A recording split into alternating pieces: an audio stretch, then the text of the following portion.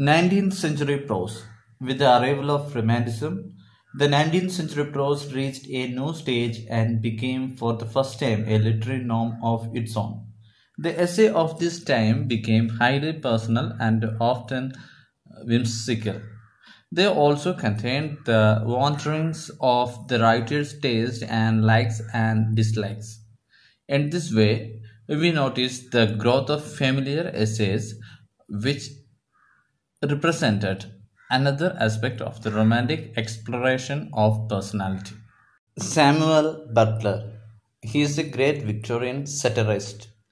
His famous work, Erewhon, is a satire on the Victorian concept of morality, religion, duty, and social ideas. His attacks on the manners and customs of English people of the Victorian period, in particular, where Orthodox are very much conventional in their belief. He does this by presenting an imaginary country which is cut off from the world by high mountains. He describes strange manners, things, and ideas of this imaginary land and its people.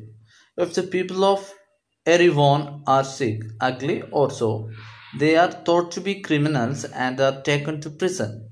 If somebody commits a crime, he is sent to the hospital for the treatment instead of in the prison for punishment. Machines are not allowed there because they are thought to be dangerous. Butler aims to satirize the contemporary society and its foolish ideas through such unusual descriptions. William Haslett. He is more vigorous and less mannered essays than Lamb. He was a plain speaker who brought to the English essay a new kind of life and commitment. The range of subjects of his essays is greater than Lamb. He develops a fast-moving, hard-hitting prose, which is called literary colloquial English. His major work was literary criticism. He wrote characters of Shakespeare's plays, lectures on the English poets, English comic writers, and so on. Thomas D. Quincy. D. Quincy was a mannerless and angry person, but he was a good prose writer. His autobiographical essay, Confessions of an English Opium Eater, made him famous. The essay tells the story and the dream of his early life. He also describes how he began to take opium to reduce his pain and anxiety. He could write essays both in plain and ornamented language according to the subject of the essay. He has written many essays on various subjects. His reminiscences of the English lake poets contain some good chapters on Wordsworth and Coleridge. Thomas Carlyle.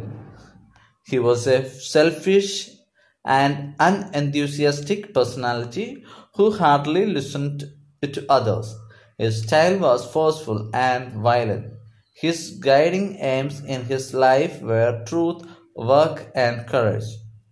One of his famous works is Sartor Resartus, The Tailor Repaired.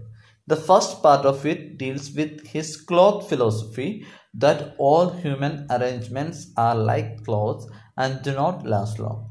The second part is an autobiography of Carlyle himself.